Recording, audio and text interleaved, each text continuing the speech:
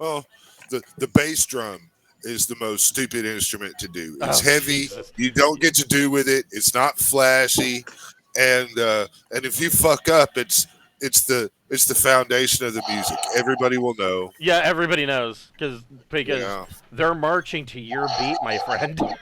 that's right. Welcome to Deep Night Revelation. We will be picking up where we left off last week. These guys are in the Hennlix Nebula. They found the remains of the remnants of a Droyne experiment from the Droyne expedition that came through, 300,000 years ago, essentially doing the same thing that these guys are attempting to do now. I mean, the obvious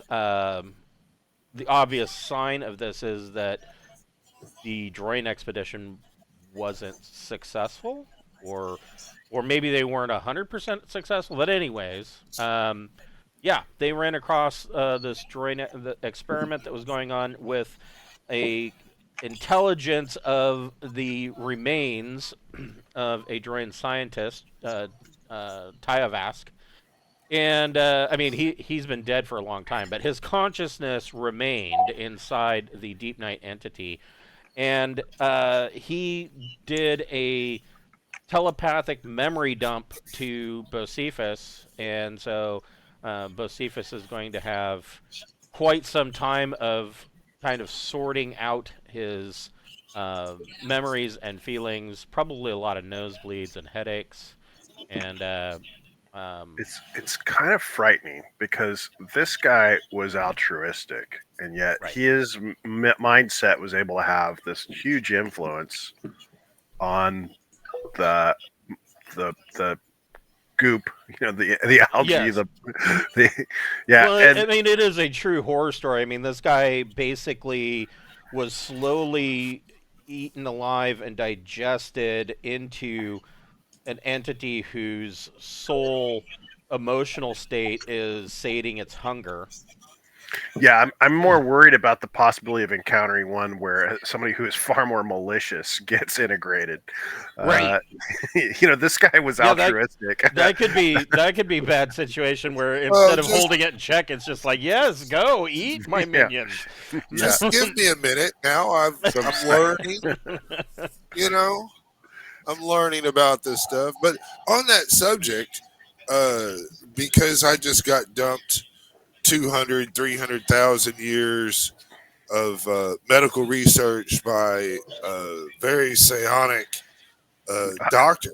I mean, in And fairness, there's gonna be quite a few years that are like just eat more. There's, Right. there's Right. I mean, a lot of those years don't have a lot of research going on. yeah, which is, I guess, part of this week, well, I keep saying a week. It's probably going to be longer than a week, but this amount of time that it's going to take for you to cycle through everything that is now in your noggin. Part of that is going to be exactly that, siphoning through.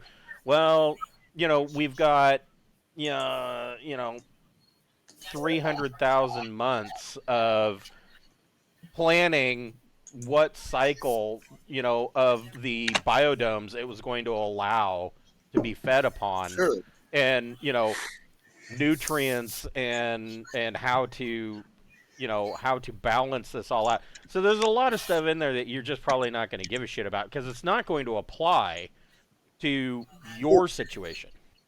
maybe not, but what I'm aiming at, or what I'm trying to go through, is would it be possible for me to raise my Scientology, the study of the sciences of the psionic stuff? Could I raise that? Could I get a benefit out of that? My knowledge of that gone up? That is a I that think is that's been wrapped into other sciences now, right? I mean, it's been yeah. Well, yes, yes. Now you are allowed to say no at any time. I'm not going to be in a hissy fit, but Well, let me I don't take. really get a lot of use out of the well. skill The thing is that anyway. he streamlined the sciences a while back. Yeah, so I mean, that's Scientology all. falls under life sciences. I would think, thinking about it, Yeah, there's probably at least a point in there that you can raise life sciences, and honestly, biology, genetics, psychology, and xenology, that all really applies to this one point. So yeah, life sciences could possibly go up in the future by one point, but there's going to be some stuff that's going to come out of this that Oh, sure. so yeah, so hold off on that point. But Yeah. yes, How about if I forget, remind me because I do think that a point in life sciences is worthy.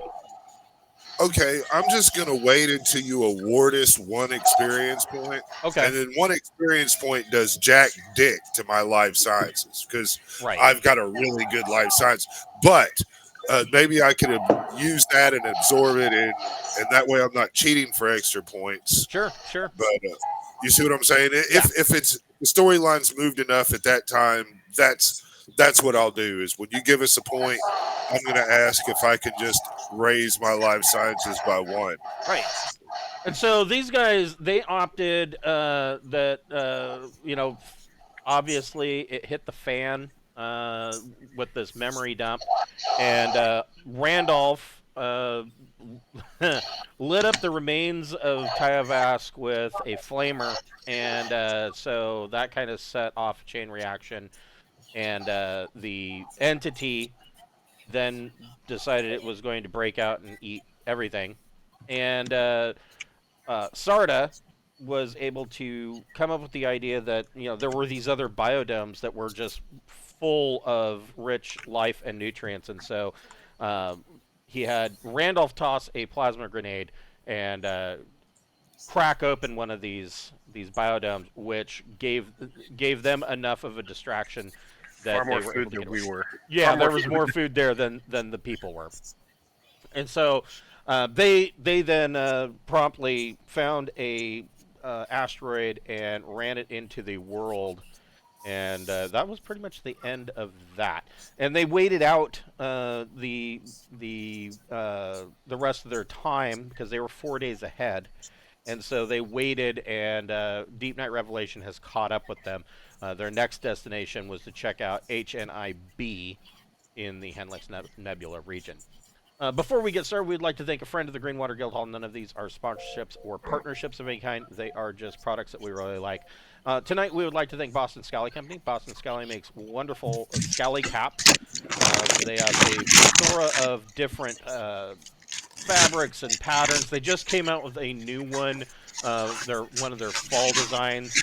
It is called, I want to say it's the Harvest Land. Yeah, the Harvest Land, and it's kind of a companion hat to one that they released last December, I believe, called the Wonderland, and it's kind of a brownish tweed color with orange plaid stripes. So it's actually a really slick looking hat. All of their hats are fantastic. But like I said, they have many different designs and fabrics. Check them out and pick yourself up a new hat. If you are a fan of the channel, we do have a merch store via Zazzle. We've got T-shirts, we've got buttons, we've got a beer stein, there's a blanket. So yeah, if you want to help us out with subscription costs and the cost of bandwidth and all the little nitpicky things that add up, get yourself a button and a T-shirt, and we appreciate you. So, yeah, like I said, you guys, you spent essentially 4 days in orbit around this gas giant.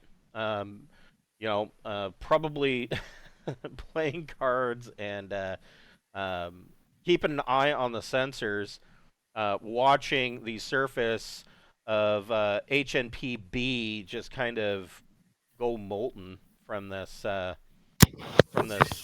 what was it, 8 kilometer wide asteroid that you smashed into it.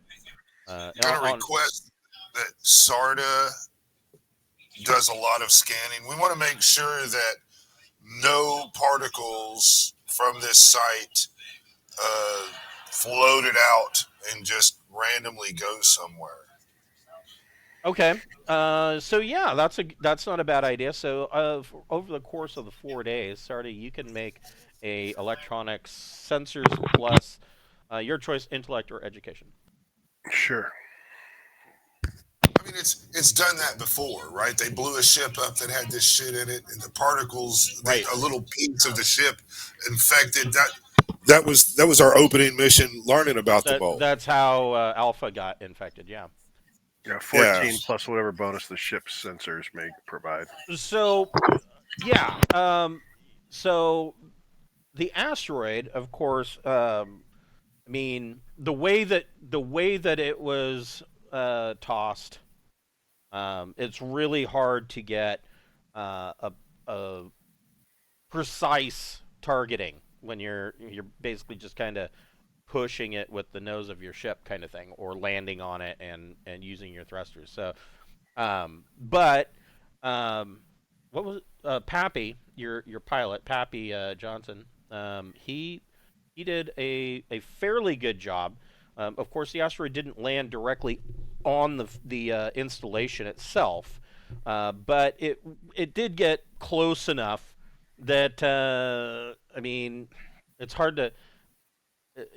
I guess because there were archipelagos and whatnot, it basically liquefied that island. But um, when that asteroid hit, and because the atmosphere was so thin, the explosive impact of that actually did throw out molten material into orbit around the planet. Sure. But what you're seeing from the sensors is that it is very unlikely that any spores on any of that material would have survived because, like I said, it was hot enough to be molten. And so if they weren't burned to a crisp, then as soon as it got into orbit around the planet, it would have then froze. And so they'd be trapped inside the rock. And then they're Right. going to fall back through what's left of the atmosphere and heat up again. So probably not. Just trying to do the due diligence. Yep. And we're planning on putting up a orbiting satellite to explain what happened here. Right. Yes. And you've got a With drone video footage. that is just kind of bopping around the planet in an orbit, and you had it broadcasting a warning signal. Yep. And it basically has your logs on what transpired. With photographs of what happened to us and what we saw in the facility. Right. So yeah. And a footnote that gives props to our friend. Oh, to Tyavask? Yeah. I mean, to sit there 300,000 years studying and all that, it's worth putting your name on the footnote of our broadcast. Well, I mean, it can be said. I mean, Tyavask probably kicked it at the I mean 299,990 years ago. Yeah, but his conscience was. But his consciousness was constantly tortured, like this entire time. He was struggling. I mean, right. Yeah, he was struggling, and so part of this memory dump, and this would be probably the most recent thought or emotion that you received was that essentially Tyavask's consciousness was very tired.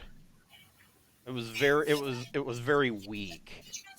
And the reality is that your arrival caused the entity to kind of get excited about something new or a new opportunity to be released. And Tyavask, whether or not Randolph had lit him up or not, Tyavask wouldn't have had the strength to hold him back or hold the entity back. I don't necessarily know that the entity has a gender, as it were. So you wait out this 4 days, and Revelation does indeed show up, and you guys are pulled back, of course, back aboard, and they go through their refueling process, and of course the captain wants to know everything, and he goes over your logs, and they are there are a ton of questions all pointed at Bocephus, except that right now Bocephus does not have any of these answers. Yeah, he's still mentally digesting the information. Right. I'm probably in a meditative state. I mean, I've I've I've really probably put myself in an extreme meditation to where using the the awareness. Right. He's going to need access to his lab. He's going to need access to his lab. Right. He's going to need hallucinogens. Yeah. No, I'm talking about the there psionic is skill where you just go to this hardcore meditative state. You don't age. Suspended animation. Yeah, I'm going into suspended animation state while I process all this and get my mental things. I can make rolls if you want, but I'm very good. So It's just an average 8+ your awareness check. Awareness plus psi. yeah. Your So awareness skill plus psi. right. So go ahead and make that. It costs. It doesn't matter how much it costs because you guys are going to be in jump for a week. So, but normally it would take three psi points. I could probably make this roll with just one die, but I'm going to use two.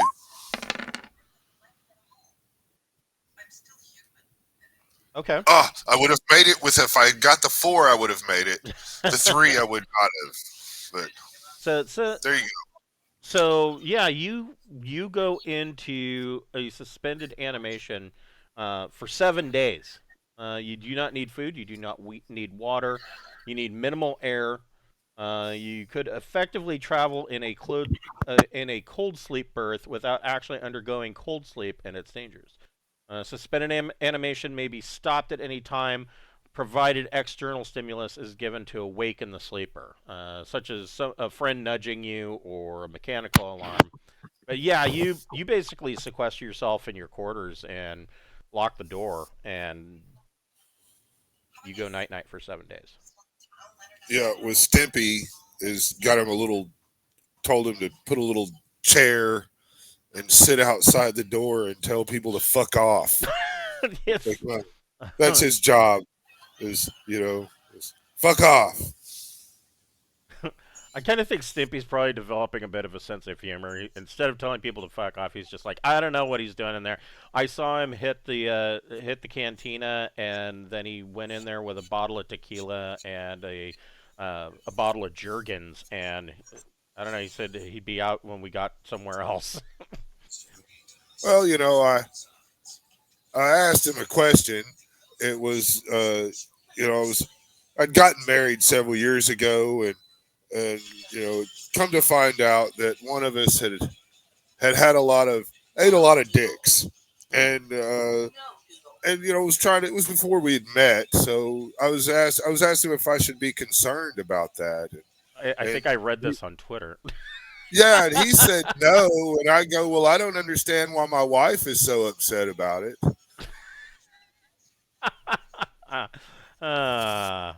So you guys Bocephus sequesters himself away and goes into a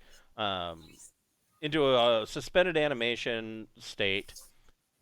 The captain, however, has kind of pulled Randolph, and of course this is probably the second day that you're in jump following refueling operations. But the captain and the XO have pulled Randolph and Sarda into into the captain's ready room, and they are concerned about Bocephus. So I mean, they understand, of course, that um, uh, crap. This happens every time. What's the name of your race?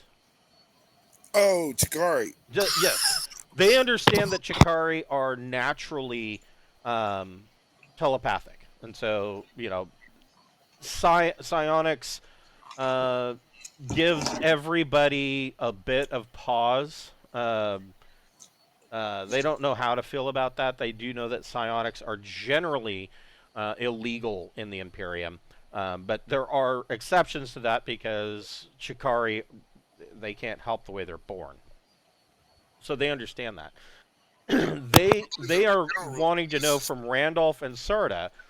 They want to know, how confident are we that whatever this telepathic presence was that hit Bocephus, how confident are we that Bocephus is still Bocephus? Is there a possibility that the entity itself could be telepathic and is taking him over in a mental state?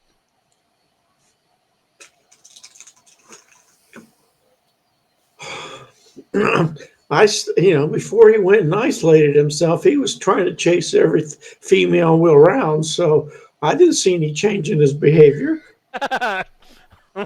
Seems normal to me. Seemed normal to me. I'll explain that. From what I understand, it wouldn't be the entity that would have taken over him. It would have been the mind of the what was the Droyne. the Droyne that was possessing the entity that we encountered. Well, and so the XO pipes up. He's like, well, god damn. He's like, this, and he's got your guys' report, and he's looking at. He's like, this Tyovask. He basically would have been doing, a telepathic battle with this, with the Deepnight entity for close to 300,000 years. How do we know that his intellect wasn't completely? Oh, I'm sure it was insane. But he's we've been with him on the ship for the last week, and aside from having basically like bitten off far more mental sandwich than he can handle, he seems to be himself. Obviously, all we can really do is observe him, and he should be fine. I think he's just trying to deal with a lot of information that he took in, and give him some time to digest it. And I'm sure he'll be fine. So the captain, he takes that, he takes that to heart, and he says, okay. He says, if there is any sign that Bocephus may be changing or being overcome, I want you to tell myself or the XO immediately. He says, don't go to security, inform us directly. Sure. So 3 miles high, sir. yeah, a week is going by. But I mean, I can't tell you that if it was the entity that took over. I mean, the entity has one drive, and that drive is expansion and reproduction. And so, if that entity had taken over him, he would have done something to allow the entity out, and he did not. He did everything he could to prevent the entity from getting out and getting and developing further. And so, in my mind, that tells me that there's no worry that the entity itself has possessed him, because we would be over. He had opportunity to basically smuggle some of the algae or some of the mold out and we would have been overrun by now if that was the case. And he's gone out of his way to prevent the spread of that stuff. And so that to me tells me he's free of the Deepnight entity's influence. Now the Droyne intellect, that may be a different issue, but I'm not worried about it being the Deepnight entity. They take your report, and they thank you for being candid and honest with them. So over this week, Josephus, you do, in your suspended animation state, you do glean some new information. The first part of this is the information that you glean in the week is you gain some insight into the stages of growth of how the entity progresses. And so the first stage is what is being known or called the remnant stage, where like you described for the cells found on the piece of starship hull that had been in orbit around Alpha that was brought back. Remnants are a group of cells.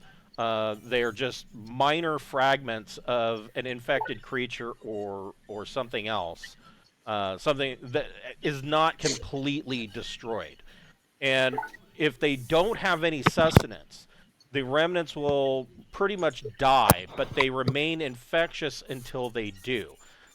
Extreme cold and dry conditions, such as hard vacuum, will preserve remnant material in a viable state virtually indefinitely for millennia. And once they gain warmth and organic matter, they can then become active once again and cause an infection. Stage 2 is a colony. So the infectious material that has come in contact with organic matter, it will begin to consume it, and even the soil will provide some sustenance. Dry dust, however, does nothing for them. A creature may be infected by eating contaminated plant matter or accidental contact, and this will create a colony. In this sense, it means that a large collection of cells not connected with a central mass of the entity. A colony might be a clump of what appears to be fungal matter growing in a corner, or an infected creature moving around looking for food sources. A colony has no volition other than an instinct to find more food. And it has no ability to control or cooperate with other colonies. It's basically a one and done. Two infected creatures may work together if they were intelligent enough in life to do so, or if they're controlled by a central mass. The third stage is what is considered a minor cluster, where there is enough that is there is enough of the entity has developed very rudimentary telepathic capabilities. It can exert control over creatures and beings that it has infected. A cluster will always be a static growth. Creatures still mobile are considered colonies, but this mobility may be used to send a decaying infected creature to a location where it collapses and becomes the core of a new mature colony. A minor cluster can communicate in a basic way with nearby colonies, sensing that they sense and direct their actions at an instinctive level. The stage 4 is a mature cluster. It has now become large enough to fill a starship stateroom and has sufficient neural pathways to permit animal-level cunning. It can control nearby colonies and telepathically sense individuals, or telepathically sensitive individuals may feel a strange or frightening presence within a few meters of it. A mature colony typically has the ability to regenerate from attacks, and its psionic abilities are still considered very minimal. It's limited to sensing life and projecting a sort of emotional imperative to its servitors to do what it wants. Stage 5 is considered a proto-entity. Excuse me. Once a cluster grows large enough, it begins to exhibit a very basic level of intellect.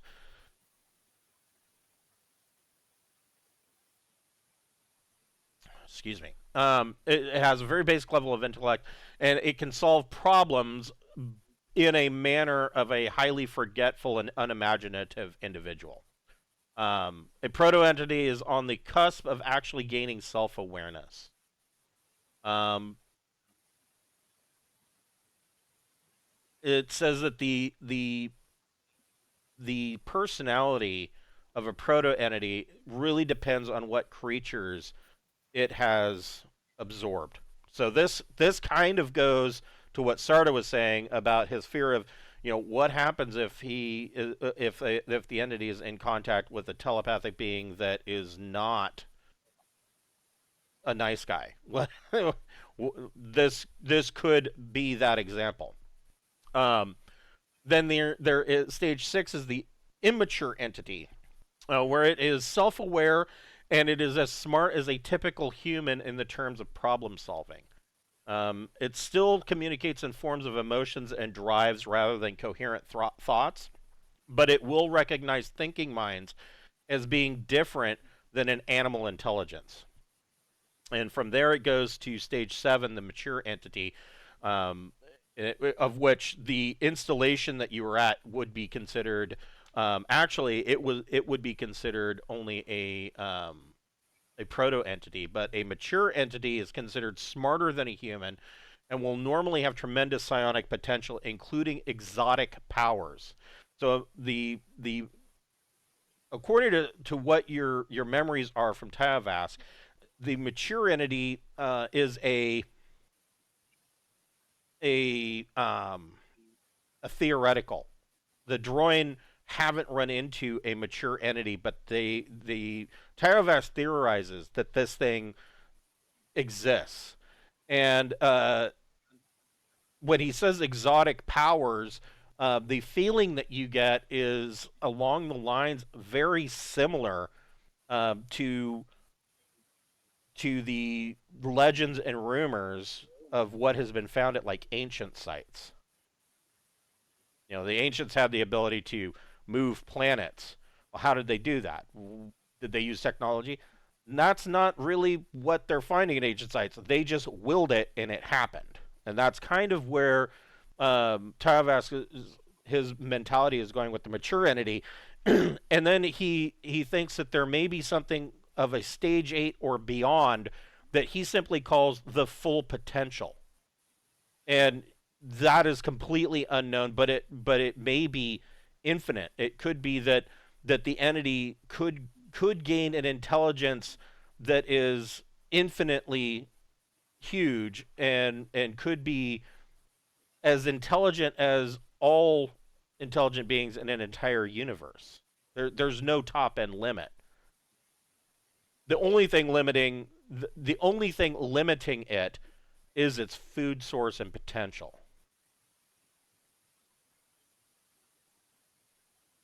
But the biggest fear with that is the Tyavask memory that you're going through. The biggest fear that he has with that is that, say that it gets to the even stage 6, the immature entity stage.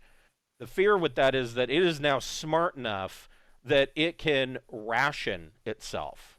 So rather than feeding and feeding and feeding until all the food is gone and then it has to start to consume itself, it can then say, well, I am now on a planet and I'm smart enough, I'll just eat this one continent over here and leave these other continents to grow on their own, and then I'll pull back from that continent and let it start to regrow, and I'll go eat this continent over here. So it can potentially just, feed itself indefinitely by rationing and farming.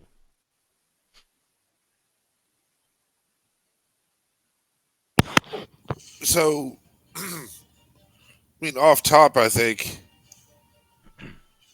what we need to gain from this is we're going to need to come up with some null armor. Maybe take a hazardous vac suit and modify it at least on the helmet region. Uh, I mean, God, I mean, if it has more psionic abilities than what I have, then I mean, it in its central core, it's going to be powerful enough just to think itself into anybody's brain and take them over. Yeah, I would suggest something with the null shields for the helmet, null shielding for the helmet, and maybe even something that some kind of sensor built into the actual armor suit itself, so that it can detect if biological matter has attached itself to it. You know, some Oh, and maybe side detecting stuff. If if even it, I mean, many of its stages it has a psionic aspect, and so I mean that might. I mean, even in its almost inert stages, it has a psionic like receptibility where it's like listening. I would think. I mean, so maybe that would be easier to track and look for. Would be maybe psionic traits. Of course, I but, would set that off, but and so would the Sarda. psionic traits would need to be larger than the spores. I'm worried more about spores getting on suits, and so they can start boring from what we've seen. They can start boring into the suit itself, and they can be Yeah, very, very small. And so, if we had some sort of sensor built into the suit to actually detect, that type of material and a attaching, lot of yeah, and if we got like some antifungal uh, ointments, waxes, soaps, whatever that had a stain powder, left a residue, an antifungal residue on our suits. That would also that would be like an active anti mold. we took some samples of that soil from that one Yeah. planet, and that seemed to be fairly. I don't Yeah. know that it was antifungal, but it at least didn't allow it to To take flourish. root. Take root. Yeah. Yeah, and I'm pulling that up right now. Um, actually, 'Cause I'm going to openly enclose all this shit into my big, long, lengthy report that I will write before I exit my room. okay.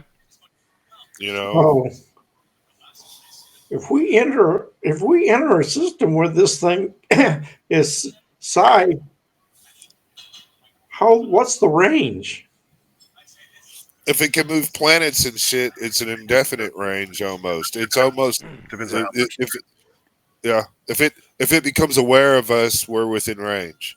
Uh, I mean, it could be that bad. So we definitely need to get up some blockers. I'm gonna be AFK for a second. Okay. So yeah, I mean, it really depends on what stage the entity is at. But I mean, so if it is an immature entity, it's going to have very limited psionic potential, so its range will be fairly limited.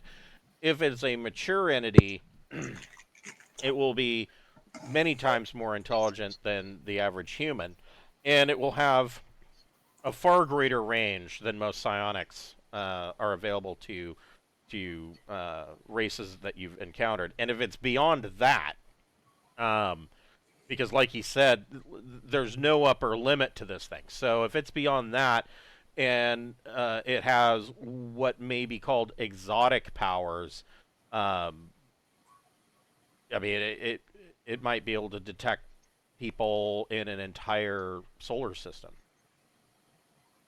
It might be able to. It could theoretically, with clairvoyance, know you're going to arrive before you get there. I mean, I don't like that. right, right. So yeah, this is so.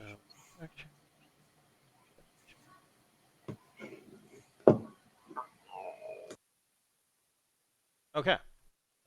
So we'll give Wes just, or yeah, we'll give Wes just a second here. So in this week that you're in transit to the next world, what is Randolph doing? Or what is Randolph and Sarda doing? Perhaps you guys are working on a team project. I'm not sure. What are you guys doing? Anything or just the usual? I'm making tinfoil hats. I'm if yeah, basically we're hoping that we could compile some of the information that Bocephus discovered so that we could drop a second beacon in the next system over. Because we'd basically left a message saying that we would provide further information in this other system. And so basically just trying to take whatever notes I can get out of Bocephus so that we can put together another beacon to warn people about what we discovered in the system over. Okay. Okay. Yeah, I'm wanting to put together a pretty good report that. I mean, it.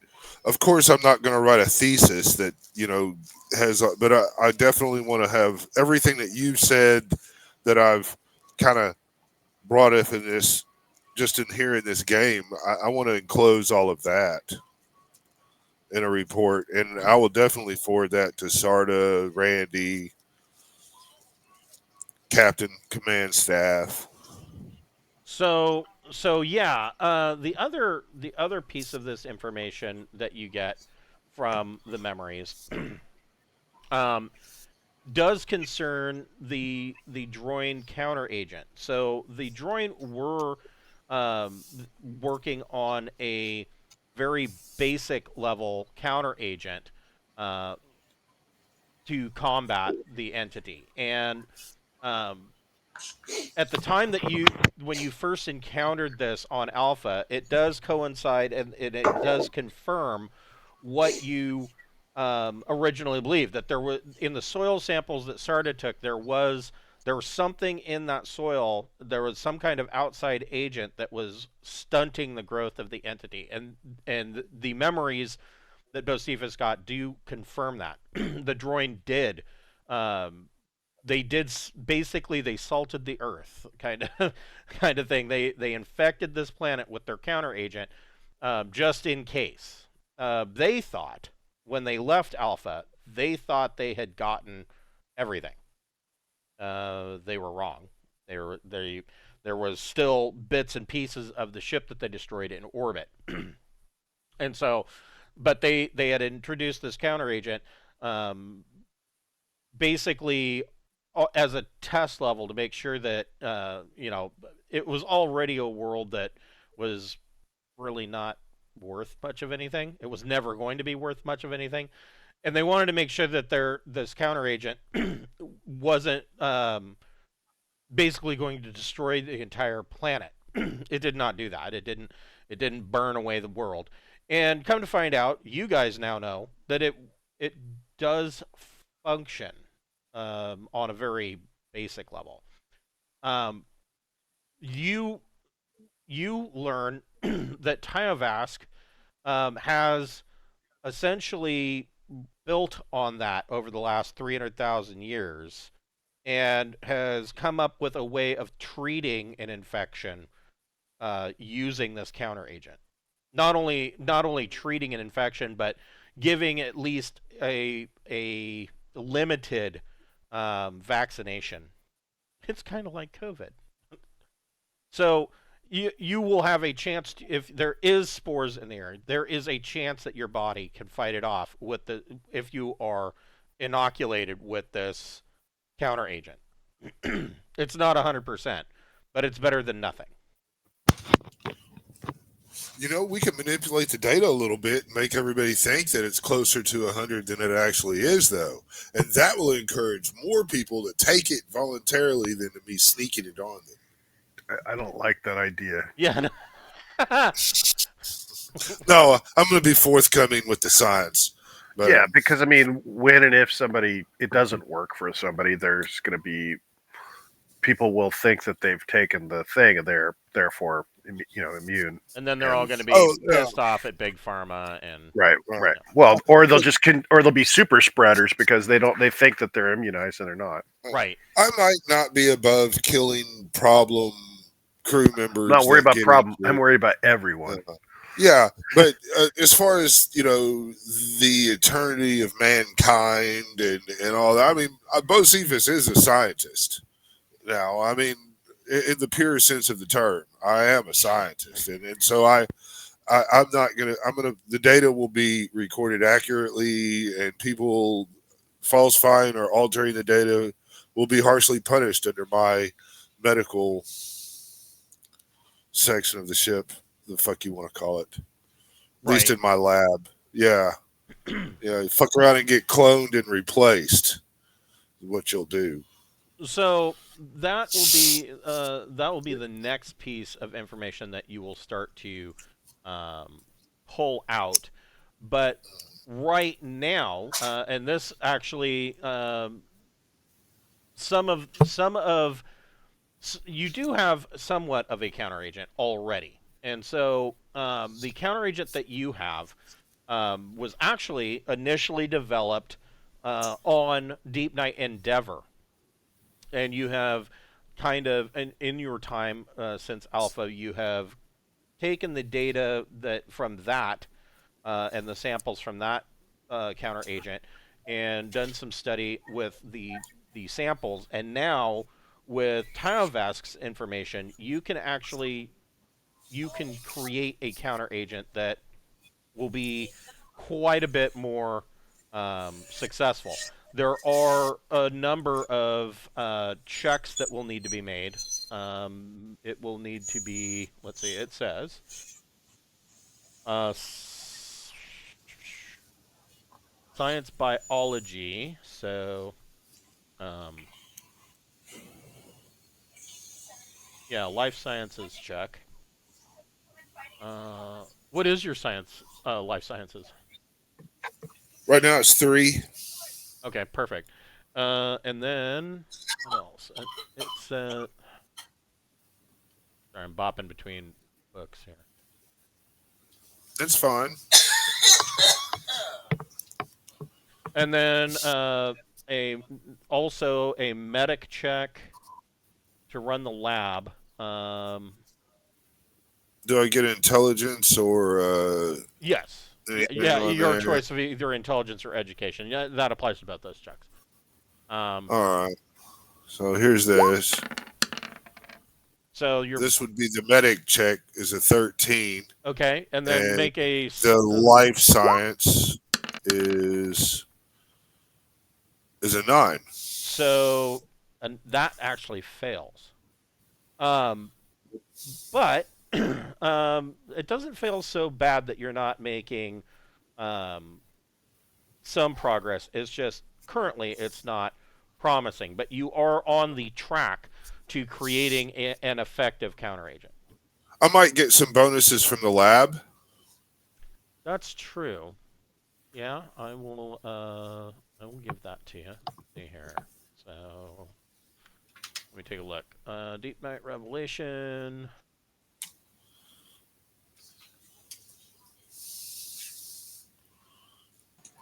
How about luck point? That would Boy, work. that is the time to use that. But let's find out what I can advocate for first. Of course, it's, I Yeah, take. I take. I would say that you would get a +2, so that puts it at 11. Then I'll use a luck point to put it at 12. Okay, well, I mean, you only needed a 10, so Right. Well, I've done it, and yes. I go with the spirit of I don't mind using up stuff before I know the result of the roll more than I like using it to augment already ruled upon stuff. You know what I mean? Right. Yeah, yeah. If I don't know what you roll and you shoot at me, and I really feel like I don't want you to hit me, the coolest way for that to work is to me say I want to use luck points to put a negative DM on you before I see the roll. But doing that, we waste a lot of game time and shit like that. Right, right, right. So And you roll it open that I like. so you guys come out of jump, and actually that was another roll that I was looking to make. Okay, so you guys actually come out of jump a bit earlier than normally expected. It was actually a very good. You actually had very good astrogation and pilots, and so the crew performed magnificently. You come out of jump probably about 10 hours early in HNI-B. It so at some point in this early jump, um, Bocephus awakens from his self-imposed hibernation.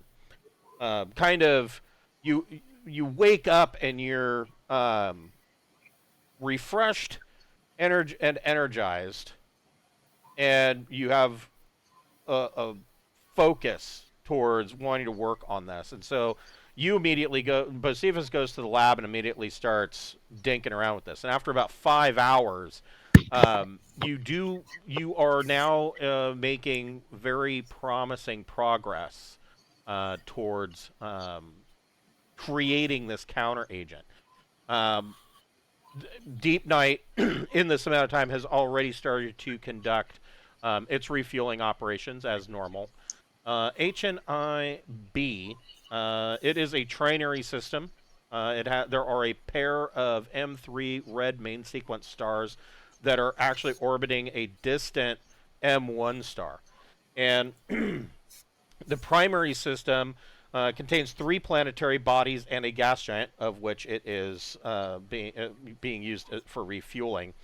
The system lies on the fringe of the nebula, and the gravity wells of the stars have kind of twisted the nebular gas into these beautiful spirals in the thin areas. And you can actually, in spots, you can see stars outside the nebula.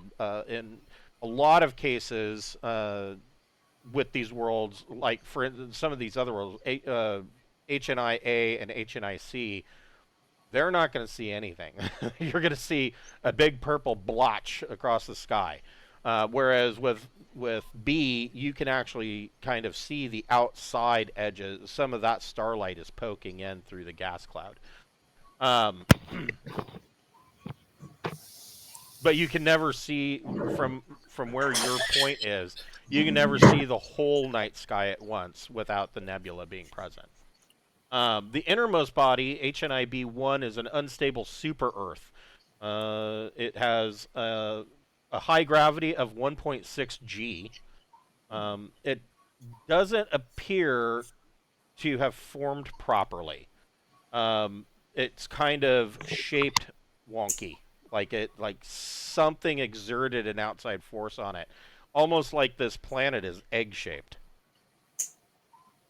But that would of course require a little bit further investigation. It's up to Sarda and Randolph if you guys want to examine this further. But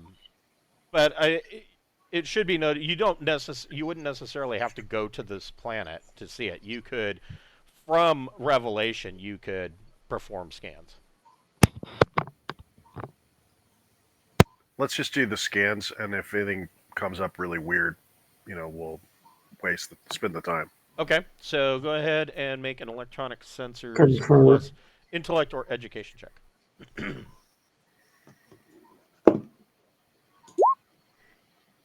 12 plus whatever the ship gives.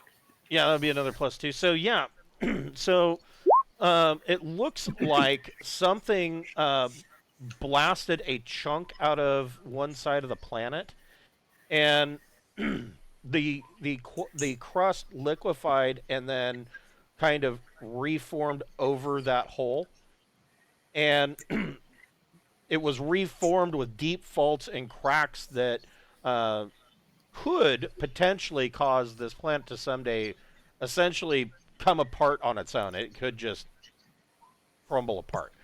The detached chunk, according to the computer estimations, should have been ejected into deep space. The calculations show that that it would have been thrown out of the system, but Okay. apparently it was not. It currently is orbiting orbiting the large jagged part of this planet in a very tight orbit rather than having been ejected out of the system. The computer has no explanation as to why that would have happened. Well, I mean, it's what happened to our moon, right? Yeah, potentially, yeah. According to the computers, the situation defies physics. This shouldn't be the situation. All right. Well, we'll scan it. Okay. Let's scan that thing to see if anything unusual is on that moon. It says. Another roll for that, or no? Yeah, go ahead and make another roll for that. Same roll. Nice. So, scanning it shows the exact same composition as the super Earth, but further scanning shows that the probability that the computer comes up with is that it had to have been stopped and towed back into orbit around this planet. The computer cannot come up with any other explanation. Someone sent a planetoid to hit the super Earth, and then it towed this back into orbit. Well, I mean, maybe the Droyne decided to wipe out another colony. Right, and you do know that from the I guess I'm just going to refer to them as mileposts. The cones outside of the experiment chamber, that was part of the tale, is that they discovered that all of these worlds had been infected and they had to come back and essentially sterilize them. Okay. And it did say that one of the worlds was completely obliterated and they destroyed an entire ecosystem in the process. Yeah, which makes sense. All right. Well, we'll drop the satellite here. Okay. With the information that we have from the previous system and the recordings of our experiences there and information that we've gleaned since, and basically say that it appears that this planet was obliterated by the Droyne, possibly to. Yeah, the computer data coming back on the sensors kind of confirms that. It says that the impact occurred around 300,000 years ago. Oh, that was back in my my friend's day. Right. Yeah, so I mean that lines up with it was probably those. I would really be interested to see their ship. You know? I mean, I bet it has some cool fucking shit on it. Yeah, well, we'll probably have the opportunity. Yeah, Oh, that's what yeah. Bocephus, make another life science plus intellect or education check. Okay.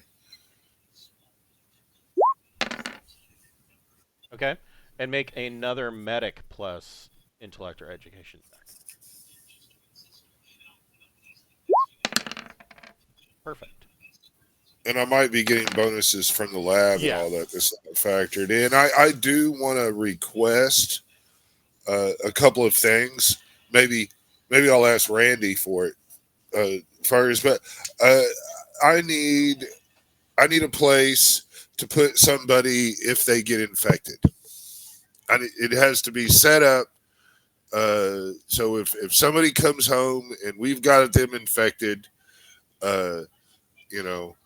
we need a place to stick them that we can incinerate them without much of a problem if it comes down to it, whatever. But you feel me? We need a place to put people that get infected. It needs to be designed with the way of purging them out of existence.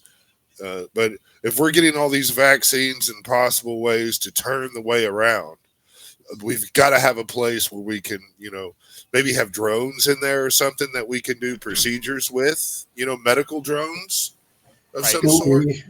So inside the ship or outside the ship? Well, I mean, we might need to strip one of the scouts down. Something to the ship. Or we could build a containment. We could use one of the Type S's and strip it out and make it into a medical research, biohazard thing, so that way then we could get the people off the ship, and then they're away from the ship. They could jump in correlation with the ship, with Deepnight to some extent. So But after another 6 hours, so you're now 11 hours into this. You have one dose that you have created in your lab of a counteragent. And Give it to the monkey. what this counteragent will do is that if somebody is infected, and if you can catch that within 3D hours, and you can administer this counteragent.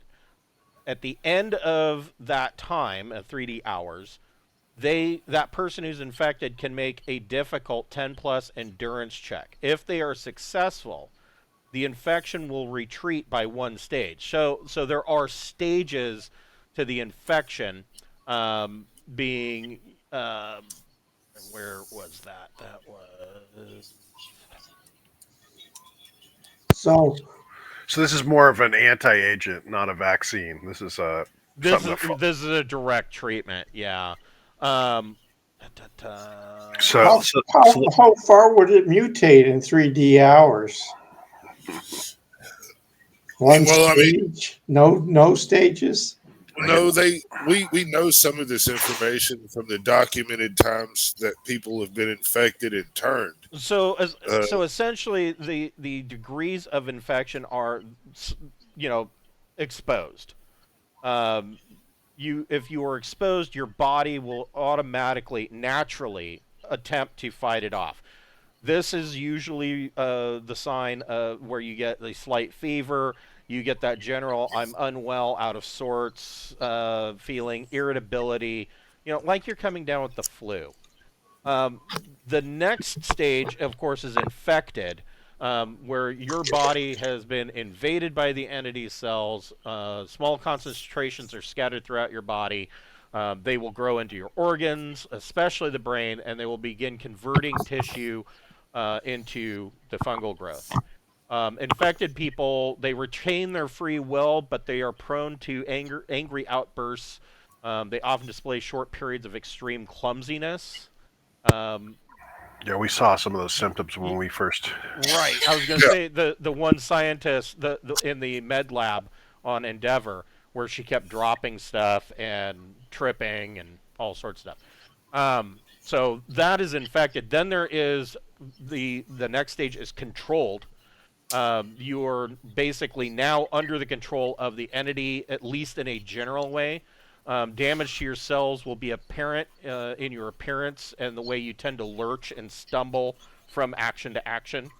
You retain your skills to some extent, and you can use them for fairly complex tasks like changing a ship's course or cutting through a door. You cannot perform complex mental tasks such as setting up jump plot or things of that nature. And then, of course, the excuse me. The last stage is you become a shambler. You are basically just an animated zombie corpse. So, if you get to the shambler stage, I would say you're probably fucked. There's no coming back from that. You're dead. You're just a walking corpse. But you can, if you are controlled or infected or just exposed. Exposed, if you go back a level, you're cured. Infected, you would just go back to the exposed stage. So this counteragent is fairly huge. Let's share that information in the satellite as well. Whatever we've got on it. I mean, Okay. It's our best. It's our best efforts right now. This is what we've put together. But we got to make sure that Bothesis gets his royalty trade payments. Yes. Well, please make checks available to No, I'm not about the money. I don't think any of us are. We're not coming back from this, I don't think. Yeah, but I definitely want to put in that, and the one dose, I'm gonna put it will be stored in the laboratory of when somebody's exposed or something. That's where they go. So you're the Yeah. memory dump that you got. Um, you think you could take this further? You could concentrate this dose even further. Oh, I'm definitely want to work on that. I also would like to get somebody, one of my assistants or something, to start. I want a biochemical that I can spray, uh, somewhat unlike Roundup or something. So Or if you we just spray see, it around. well, I mean, if we find the mold and it's set somewhere, I'd like to be able to spray something that really gets down in there and really works well against this particular mold more than anything else. So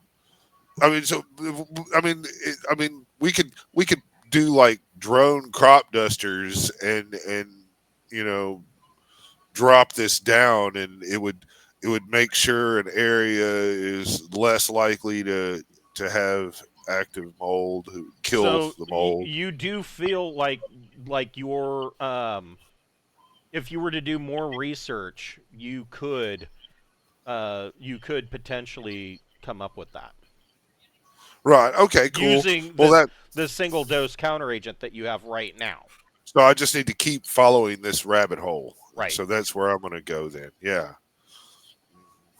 I'm wondering if we can turn it cannibalistic so that rather than consuming any biological organism, it actually is interested in consuming itself. Well, Then, in order to do anything like that, we'll have to get a sample of the mold and play with it. and it already is, because if the entity runs out of food source, it will then start to consume itself, which Right. causes it to die back. Right, but if we could prioritize that, that would be even. Yeah, if we make its own matter more appealing to digest, or would seek out its own type before other types, Right. and then it would just be the last man standing. That particular part of the mold. So one of the other things that you gain that's not a terrible idea, but one of the other pieces of information that you glean is that the each one of these infections is an individual entity. And you can Yeah. even have multiple individual entities on the same planet. So each one of these clusters is their own thing. So you might get this cluster to cannibalize itself. Let's say that you were successful with that, and it would do that, but that wouldn't stop the other cluster from doing it. I see. Yeah, we have So- to. Yeah, there is a centralized. I bet there's a centralized brain to it all that has really far reach. Yeah, there's a planet, nothing but it. Something. I mean, he's already Yeah, kind there's of a planet, talked. like he said, there's a planet that goes from continent to continent. If it could get smart enough to where if it got on a garden planet and it got smart enough to ration its consumption to maximize its potential for growth and evolving. I mean, Kyle, when you start talking about stuff over 100,000 years, 200,000 years, or 300,000 years, I mean the ceiling is really only limited by our imagination Right. on what it could become. I mean, this is a highly adaptive mold that changes and evolves very well. Well, And and going along those lines, it was enough of a concern that if the theories are correct that the ancients and the Droyne are connected, it was enough of a concern that the ancients sent a Droyne expedition to do something about this. with a very powerful ship, and it failed from the looks of it because we're still encountering the fucking mold. And I mean, you're talking about the ancients who were powerful enough to will things into existence or to move planets or whatever, Yeah, this concerned them. the best tech left over of anywhere. Well, if you could find some that worked. Just got to get it to work right. You might accidentally trigger some robot with a disintegration ray running around. Right. You know, Right. but Ask you the know, Volani about that. Because the basis for the Imperium, the Volani, when they were plucked from Earth and dropped onto land, that was their essential existence for quite a long time. Is that there were these intelligent machines on the world that treated the humans like slaves. yeah, And so, terrible. yeah, that's one of the reasons why AI and whatnot is it's not outright banned, but the Volani and the Imperium really don't take a good view of it. They kind of have a historical precedence for saying, we're not okay with that. So yeah, you can continue to work on this. My question to you guys is: so there's not really a whole lot else in this system other than what you have already gleaned. Did you want to examine these other 3 systems or move on? I said we move on. It seems like we got pretty much what we need, right? I mean, the big information dump. We did get a big information dump, but man, the fact that there's so much activity here in this area where these planets have been eradicated and I mean, you know, here's this thing where this weapon or something was used and the asteroid was moved back. I mean, God, just a cursory glance through of these other systems. You know, if there's a garden planet or an entity, just they can develop almost anywhere. Of course, I mean, then how far down the rabbit hole do you go as far as chasing shit? Right. But Yeah, I mean, yeah, ultimately you'd end up stopping at every planet that you come across. right, everywhere. But it seems like we'd lose 5 weeks, right? Yeah. Obviously, we can go to HN-1A, right? Because that's on our way. Right. okay, Well, but yeah, there'll be other people following us up. But detouring to HN-1C, then HNP-A, and then you have to go back to C and then back to A. So that'd be 1, 2, 3, 4. That'd be 4 weeks minimum that we lose. But we have to go to HN-1A anyway because that's on our route. So let's go there and check it out and see if anything. Yep, makes I us agree. Decide to. Okay, so Because we're still headed west, right? That's the direction we're Yes. headed. Yeah. yeah, you're heading rimward. So Josephus, make another life science plus intellect or education check. See, I refuse to use Rimward. If you're going to represent a 3-dimensional universe and a 2-dimensional map, I'm going to continue to refer to it as West. It is Yes. Space West. Space Yeah, West. I feel you. I totally agree. If it's going to be a 3-dimensional map, I will start referring to it as Rimward. But I've never laughed so hard. There was this really bizarre show, and I can't even remember the name of it. But there was this kid who was really dumb, and he had this big, huge map of the United States hanging on the wall in this like thrift shop that his dad ran, and his dad left for a pack of cigarettes like 2 years ago, and so this kid just ran the store on his own. And the kid, because he had to run the store, never went to school. And he would look at the map, and and this guy asked him to deliver something for him. It was the first time he would watch the shop if the kid would deliver something for him. And he says, "So you just go out that door and you just head west. You'll find the guy." And he said, "You know where west is, right?" And the kid said, "Yeah." He goes, "I learned it by looking at that map. I learned that that west is always left." It's perfect. The kid just disappeared because he went out the door and took a left and just kept going off into the middle of the Arizona desert somewhere. Yeah. So ridiculous. I got a 13. Okay. So, And then make a medic plus intellect or education check.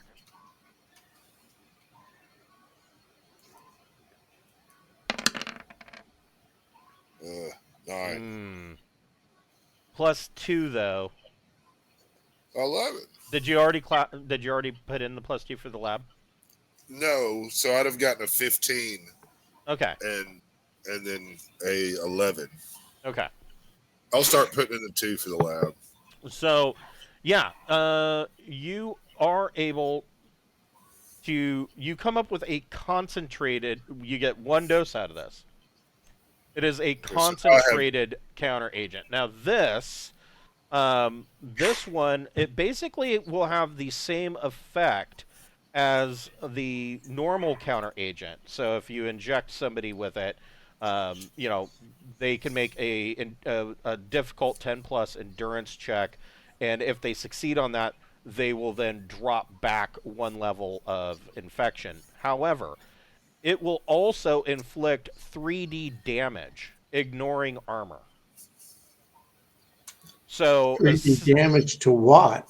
To the person. So essentially what this concentrated dose is doing is it is directly attacking the fungal infection in the host's body. It's so basically a light exposure, the anti-mold agent is the first thing. You give them that, and chances are they've got a shot on being fine. If things go worse, you drop this on them, and you get another dice roll, but you get to take some damage too. Right, but it will deal 3D damage directly to the entity's growth. So any fungal growth will take an immediate 3D damage from contact with this concentrated agent. So do we have a way to mass produce this now? Or is that's something we need to look into next? You could. So this one, it says... yeah, if Bocephus wants to make 1 more science, life science plus education check. And this one's just average 8+. Right, but I still get the +2 for the thing, which is great. We got 10. Okay, and then make 1 more medic plus, and this is really going to be the one. Okay, 12. So you are able to create 4 batches or 4 doses, and it takes you about 6 hours. Oh wait. Wow. How many hours is that? No, is this the? Sorry, it takes you the 100. regular? So it basically takes you most of the weekend job. It takes you 180 hours. Okay. But this is the. It's only 100. Is this the concentrate, or so is this the? This is. It's up to you. Do you want 4 doses of the normal counteragent or 4 doses of the concentrated counteragent? I want to use if I've got 4 doses total that I can make. I want to make 3 of them of the regular counteragent, and then 1 of the concentrated. So that'll give me a total of 4 of the regular and 2 of the concentrated agents. Yes. You can do that. Right, total. Yeah, so that, I mean, the theory is that the more concentrated agent is something that we give for a harsher infection. So I want more of the lighter weight ones. That's what I'm thinking. You'll want to just write a note down that about this agent, that it is it's a 10+ endurance check. Is this both of them are that, right? Correct. And the concentrated agent deals 3D damage, ignoring armor. Okay.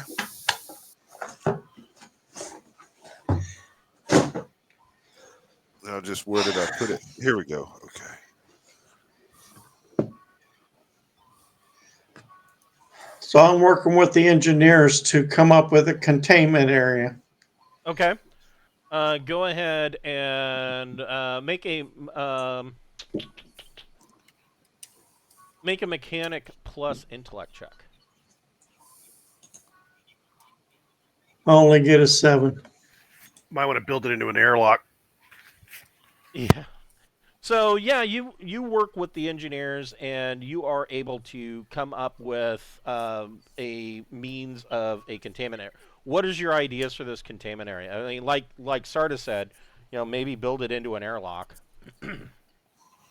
as one idea. But Because if you're bringing contamination onto the ship, the point of entry is going to be the airlock, and so if you're going to contain it, it's already gotten through an airlock, and so if the containment location is deep into the ship, you've contaminated everything in between the airlock it entered in to the I'm containment. actually thinking about welding it to the outside of the hull.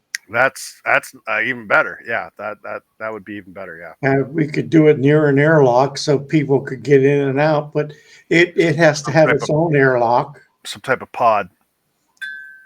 Well, it's actually one of the old containers, storage containers, like I had modified for my brewery. yeah, you could do that. I mean, storage containers are infinitely useful. So An exterior pod sounds like a really good idea. yeah, something we can quickly detach if things look like they were going crazy. And there really doesn't need to be access from the external container to the interior of the ship. That's true. You have to go through the airlock to get to it. You might want some sort of dumbwaiter system that passes through so that you can pass food and drugs and things like that. Like could we use drones for that? theoretically, yeah, you could. Yeah. I mean, you'd have to decontaminate the drones. So anything. It would mean when you go to jump space that the pod is isolated and you can't physically access it, but it doesn't mean that you can't wirelessly put all kinds of tools that you could do video, audio, maybe manipulate drones. I see the direction that Randolph's going with this because so and it kind of is the same thing that Sarda was saying about like say injection ports on the suit. If there is a way to get in from the inside of Revelation, then that's not containment because the entity would have a way of somehow getting through. So having an exterior door being the only way in or out, and no way internal to the ship would be better containment. Yeah. But on that end, what I just thought of is if we're in jump and we find somebody that's been fucking infected, we're going to want to stick them in that thing, and then we're going to want to do this major decontamination, looking for signs of the fungus.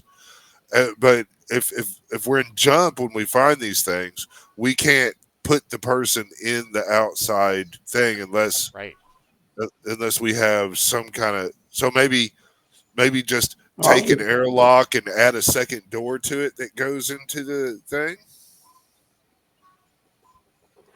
So that way. Well, I mean, I was thinking, yeah, or we could use a boarding tube between the airlock and the external pod when we need it. You'd want something that has the UV process bombarding it. So anything and everything passing through gets bombarded by UV light. Like misters in the ceiling, like in the produce section at the grocery store, that just shoot out the condensed counteragent. Well, yeah, I mean something like that. That you're going to want some way to prevent. To build in a method to prevent. And we also want throughout the ship, everywhere, every fucking where. For 4 hours a day, needs UV light. Period.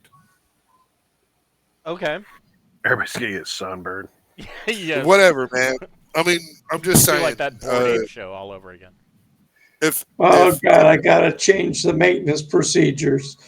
Yeah, well, I'm just saying, if in every room for a nice period of time, it doesn't even have to be all at the same time. It could be, in 30-minute intervals 4 times a day in some places. Other places, where people might want to sleep, you want to get that shit in there and get it out of the way. But just 4 hours, people don't have to actually be in the area with the light on. So True. It should. you know It should. Other thing too is it should be on the floor as well, that's right. because the soles of your shoes and things like that are not getting exposed to UV light. Yeah. So I mean, those kind of processes are a ship-wide, massive undertaking. I would Yeah, think. that's gonna take Randolph and the team a bit. But I mean, it's not something that They would be. calculate it's going to take 9 weeks. Yeah, yeah. I would say. I mean, Revelation's a big ship, and so installing at need UV lights. I mean that's a lot of work, but yeah, it can be done. I would. Yeah, 9 weeks sounds about right. We'll start around the airlocks. Okay. Okay. So you get to at the end of this week. So I mean, this was actually a productive week in jump. So you got uh, the basis of a plan for implementing or possibly implementing um, an external pod that can be used as a isolation unit. You've got the UV lights going in over the course of the next 9 weeks. And Bocephus has come up with a pair of counteragents. You get to HN-1A. This system is basically just it's just blandly designated as Hennlix Nebula internal A system. It is a it is it has a solo G7 yellow main sequence star, and there are 2 planetary bodies in the system. Um, A1 is an unremarkable rock ball. Its only interesting feature is that it has a relative lack of craters. So even at this distance with the telescopes and whatnot, you can tell that this planet looks like it has been scoured smooth. Um, Recently. no, not I recently. would guess 300,000 It would be years about ago. 300,000 years ago. A2 has a few small moons. It is a small gas giant. Some are suitable for landing, and there is a potential for mining operation. But the sensor operator says that the composition that's coming back from the spectral analysis doesn't show that there's any kind of unusual um, or highly exotic materials. You're talking about iron, nickel, um, very Aluminum. very basic stuff.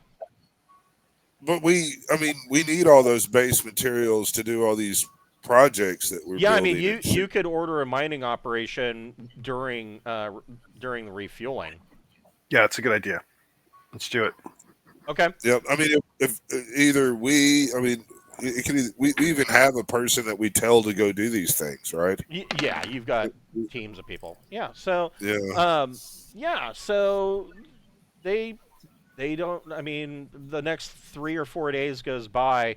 Mining operation is moderately successful. They don't have any major mistakes, but they do come back with 2 additional units of. They do find some exotic, very very minor amount, but they come back with 2 additional units of exotic. Um, not spares. Exotic materials for you to use in the future. So, essentially, 2 tons worth of materials. But in addition to that, they come back with iron and nickel, not in any great quantities. For a gas giant, these moons are a little bit of a letdown. I want to send the guy that started as a blacksmith. Okay. Send him down on the mining operation. Okay. Since that was sort of what we discussed with his, in terms of, we gave information to his culture on how to mine iron and that type of stuff. So to give him an opportunity to see, how we obtain that stuff. Right. And so, I mean, he would seeing you guys in action with a mining operation would be uh, mind blowing for him, because you're talking about a team that's using laser drills Sure. and things of that nature. And so, but the it's something that he can grab onto. He once he figures out what is coming out and what the process is to get it out, that part it all makes sense to him. He can connect the dots on that. Yeah, he'd been a redsmith before, right? He'd worked Right. with copper, and so this is where it's getting copper out of the ground. To be one way or another, it's sort Yeah, of the it's all same the thing. same. Yeah. Well, in theory, I mean, he could follow the copper as it gets put into wiring or used Sure. on boards, and I mean, he could see finished product tech, in solar panels, Sure. Right. or UV lamps. Yeah, whatever. he'll certainly have that opportunity once we're in flight. I just wanted Yeah. to. I felt it was important for him to be on the mining op. Yeah, good call. Yeah. Getting our other races involved is Since he was having a bit of a harder time than the Bard at adapting. Yeah, This he seemed to really be gloms far more in onto his this. wheelhouse. Yeah, he really gloms onto this, and actually he comes back. Let me look.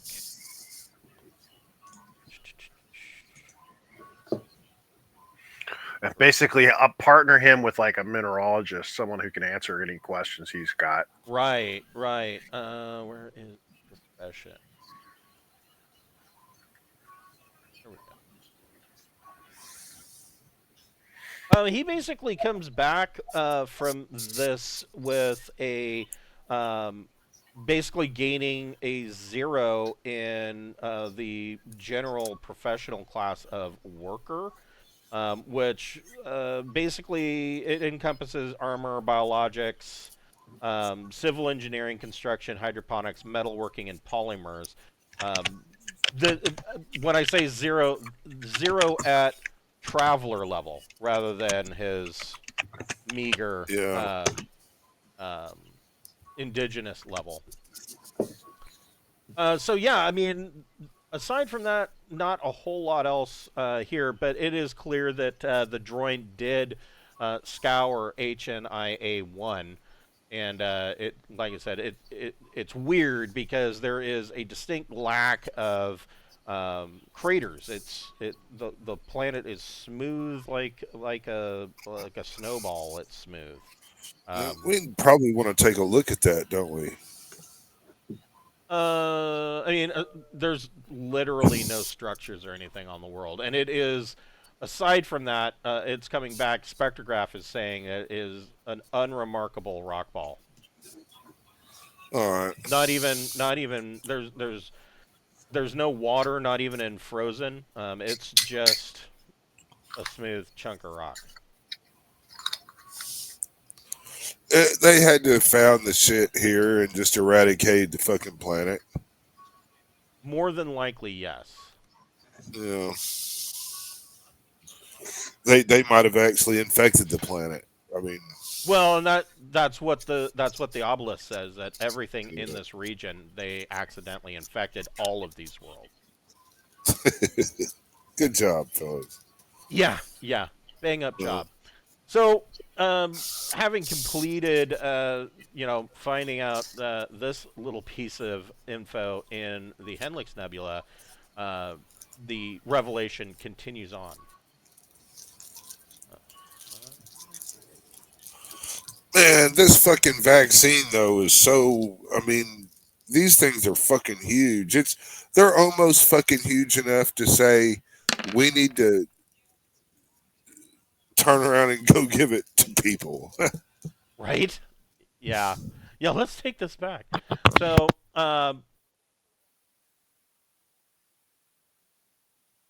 you guys.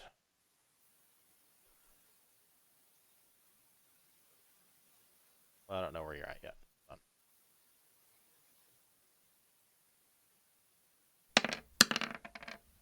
Wow. Okay. So you guys are in jump for another 10 weeks. 10 weeks goes by fairly uneventful. Josephus, you can make another medic plus intellect or education check. 13. These do have the ship's med bay bonuses applied already. So you're able to make another 5 doses. All right. Your choice Then my of regular or concentrated counteragent. Yep. If I get 5, I'm going to put 3 on the regular to give me a total of 7, and 2 of them on the concentrated to give me a total of 4. Gotcha. And man, maybe it's time to develop a fucking vaccine. So, yeah, you might start looking into that. I'd be more interested in an antifungal application to our suits, because I think that's going to be the first point of contact with any type of contamination. I do agree a vaccine would be really good, but I think that something that can make our suits either detect it or fight it off would be even better. You know what I mean? Well, yeah, you need to take that to the research and development tech part of Deepnight. I mean, I feel I thoroughly agree with what you're saying. I'm personally kind of focusing on the things that a medical guy would be trying to chase down and work on. I'll share anything I know, but Yeah. I don't really have the skill sets to make. Some of these things are more just a different flavor of science. I mean, I might be able to participate if it really came down to it. Right. Well, it may need to be. I would think it needs to be biological to begin with, just because, like we could. I could spend it. All right, I could spend the next Roundup, for example. It's that's hey man, fair enough. Whatever. We do need to look. We're about to go to war with this shit, and we're gonna have to eventually catch all of these things and have all these boxes checked on our capabilities, or we're just gonna get fucking bitch slapped when we do encounter the big fungus that can reach out in space and makes us touch it.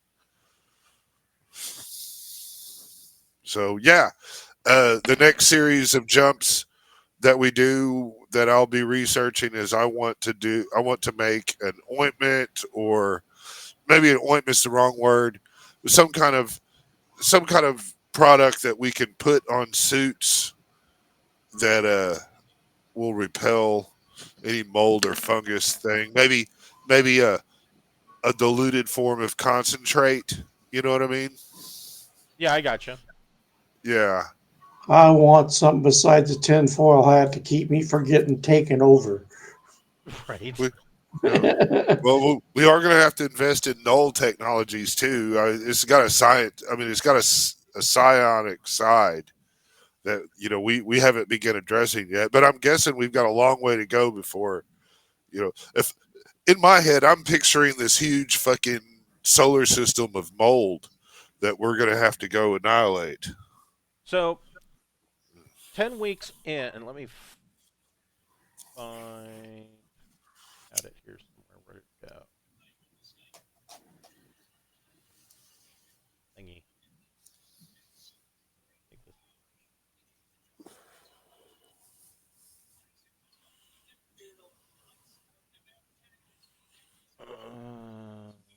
Kind of it. This is just A, right? Right. So Villicossi, you went through the nebula. This number 2 is the second kind of waymarker point, and it is called Point Granger.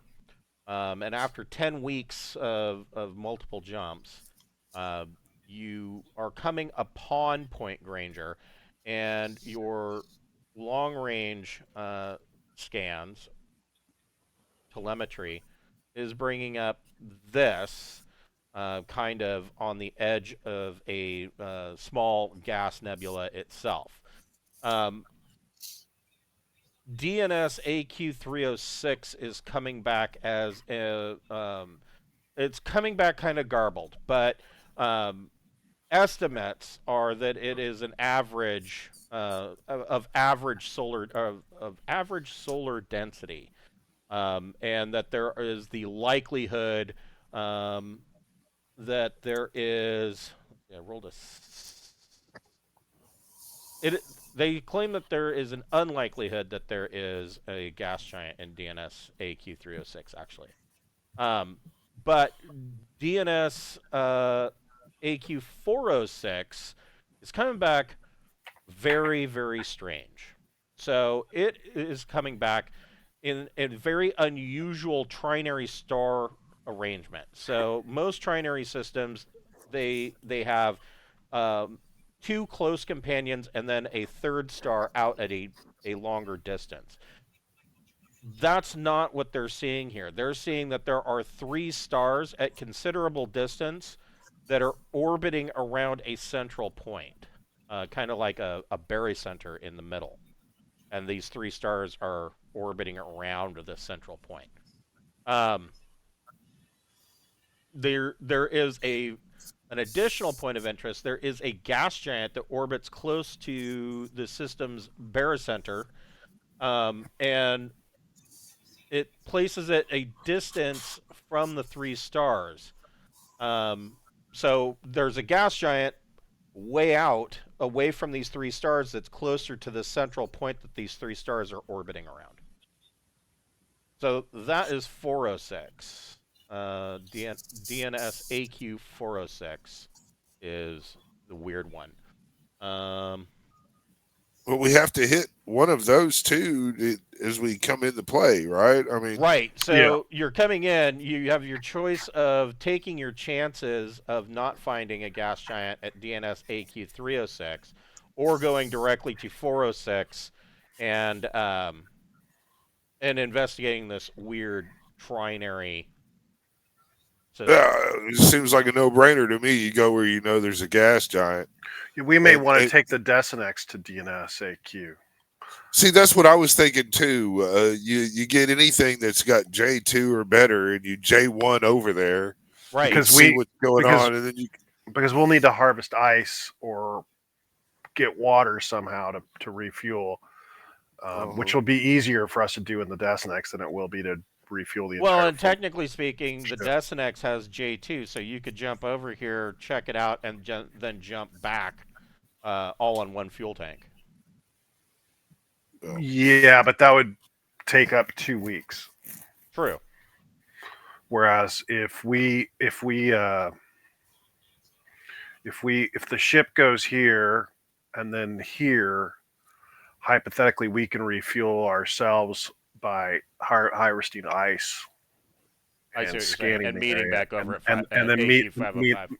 Yeah, that's what I was thinking.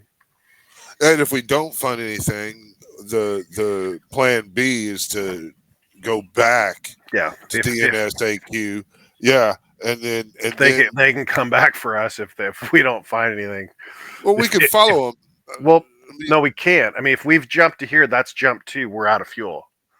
If we can't find fuel and we don't show up here within, let's say, 2 weeks of the rendezvous time, then they can come look for us, go rescue us. But if Deepnight goes here, and then we jump here, right? We've J1'd, and then Deepnight. No, we haven't J1'd. We've J2'd. We're coming from off the map. Right. Yeah, but I'm saying that's jump 2 to get here. Yeah. Okay, Deepnight Endeavor with us on it comes here. Right. Okay. Then we from here J1 to right there. Check it out. While then at the same time, Deepnight is jumping. Yeah, I guess that's true. That would. Yeah. If we find fuel, I mean, it adds an extra week delay. Yeah, you're right. But then if we find fuel, we can make the J2 to rendezvous with Deepnight here. If we do not find fuel, we J1 back here, get fuel. They'll lose a week. There. They'll lose a week. If we don't find fuel, they'll lose 2 weeks because they're gonna have to sit here for an entire week. They'll Because of sit the there. Yeah, they'll sit there a little longer than that. If if they jump and we jump, in theory, we can refuel and then we jump and meet them. So if we don't show up, they wait a week while we jump there. no, Then they'll no, they'll they're we'll gonna refuel. they will get here the same time we get here. Correct. And then it'll be an extra week of them sitting on their ass waiting for us to show up after we refuel. Right. So that's And a possible another that's week. best Yeah. case scenario. They're losing an entire week in this system. Yep. Whereas But if we both they- jump in here, I guess it's a bigger risk. I'm trying to avoid jumping naked into a place and not having the fuel to jump out. I mean, if there's some psychedelic space spider that jumps out of trapdoors and eats spaceships, you know, I mean, the real worry would be that there's absolutely nothing other than stars in the system. I understand. But if God, when we're really going there, I just like the ability to leave. Is because it's an unknown if we can refuel.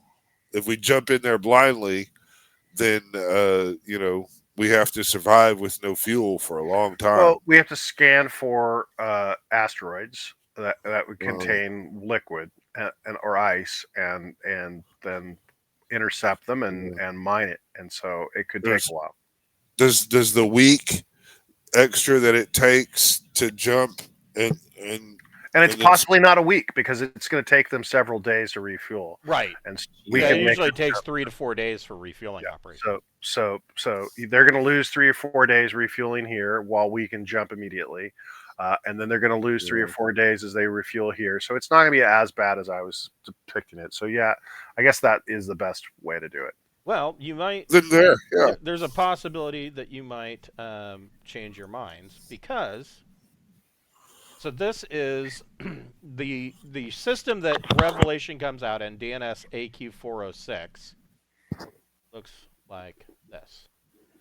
Holy shit. Yeah. That's pretty cool, man. Yeah, this is the immediate reaction of your astroscientists they are looking at this and they're like, what? This shouldn't exist. Those planets would get ripped to pieces. Yeah, but they don't. It all seems to be in it's like a little kid was playing with a spirograph. And so this system, so let's see here, Omega 1.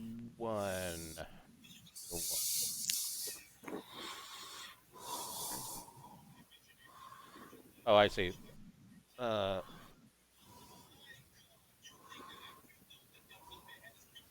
So the one gas giant, 8, so this small gas giant actually brings it really close. Its orbit brings it really close to this Omega 1, which is a super Jovian that is sitting in the middle of this of these 3 trinary star systems. So Super Jovian being, it is a massive gas giant in and of itself. Probably a failed star. Although, like the astroscientists are looking at this and they're like, as its size, it's so large that they can't really determine why it would have failed. It is considered its own star system of sorts. There are moons that receive a fair amount of energy from all 3 of the other stars, and there may be enough that liquid water exists in some regions. But that's not the most interesting thing. Your comms officer is listening intently to his headset, and he waves you guys over to. He says, "Captain, we've got something strange coming through on comms." All right. If one of these are habitable, that'll be even crazier. I mean, I can't even imagine what the tides must be like. And so he he has adjusted his comms, and of course, because of these 3-star systems and the Super Jovian, the the radio communications coming out from all of this is just a plethora of static and whale sounds, basically. If you've ever heard what a gas giant sounds like Jupiter, it's really eerie and weird. He has cut through, and he is picking up a repeating signal coming from this planet here, number 4, which is they're designating this to be Alpha, the Alpha system, and it is coming from Alpha 1. And it is a repeating signal. It almost I guess it would be in binary, but it's not similar to like any kind of Morse code that you would recognize. Well, let's go check it out and assume it's a distress beacon of some sort. Okay. With that, we will pick this up next week at 7 o'clock on Friday night at same time, same place. And, Sounds good. We'll pick up here where we left off. Sounds good. Well, thank you. Before we will leave or anything, was I able to come up with any kind of product to put on vac suits and whatnot that would? I probably not yet. Okay. Yeah, a lot of your time has been focused on the 2 agents, but that will be next. So make a note so that you know where you want to pick up with your research. Okay. Yeah. From the last jump that we did, I officially started working on the kill off anything that might come in contact with our vac suits. Gotcha. Yeah. So. All right. I've started that. All right. All Well, right. I will catch you guys next week at 7 o'clock, and we will pick up where we left off. Thanks. Have a great night. You See too. you tomorrow. Yes, I will see you tomorrow. Have a good night, guys. Take care. You too.